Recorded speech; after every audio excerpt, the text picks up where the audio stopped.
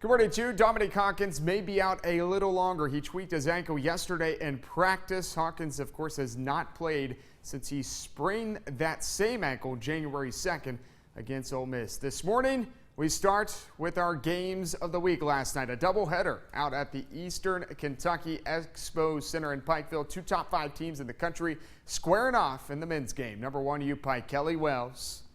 And the U-Pike Bears take it on. Number 5, Georgetown, pick it up. Second half, U-Pike up 67-64. Dimitri Reeves hadn't scored all game. Good time to start. Puts U-Pike up by 6. Georgetown counters with a 3-ball themselves.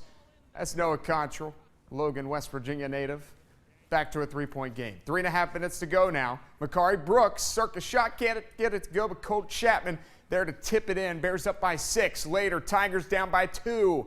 Just a 2-point game. Tony Kimbrough can't get it to go, but DeAndre McCorder, he can. He misses the free throw, though, so we're tied at 77. Fast forward, we got 12 seconds to go. Bears down by 3. They put it in the hands of K.K. Simmons. It wasn't even close, really. Georgetown, they trailed by as many as 10 in the second half, but the 5th-ranked Tigers knock off the number 1 team of the country, 83-78.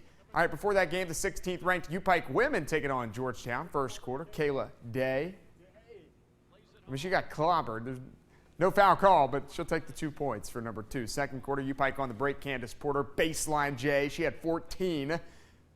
And then how about the moves by Prisha Rogers? Takes it right down the lane there. U-Pike continues its best start in school history. Now 18-1 with the win, 83-66. Jamal Murray wins SEC Player of the Week for the basketball Cats. Second time this year he's taken home this award. Murray averaged 18 points, 7 rebounds per game in the 2 wins last week at Arkansas and at home against Vanderbilt.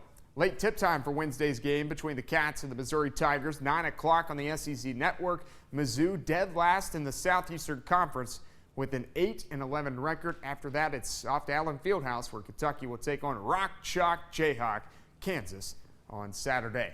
Time for U-Pike top play contenders. Not many to choose from since there wasn't much basketball across the state after white flakes fell from the sky in the middle of the week and buried any chances of any more hoops for the remaining of the week. The remainder, I should say. We start with North Laurel's Peyton Broughton and U-Pike top plays. Woo! Great jam against Clay County. Take another look. The bucket made him the school's all-time leading scorer. Jags lose, though, to the Tigers. Second contender, Terrell Carter. The Carter 5. How about the Carter 35? Letcher Central's Terrell Carter. 35 points in a win over JBS last Monday. Back to North for nominee number 3, Kyle Jeffers. Yeah. Yeah. Fourth top play contender, Belfry, Garrett Fannin. Yeah. 1, 2, and 3 the hard way. Pirates lose to Pike Central. Last nominee, same game, Cameron Catron. He goes lefty off the glass. To vote on the U-Pike top play contenders, not many of them, just 5 of them, but you can vote by going to the sports page on WYMT.com.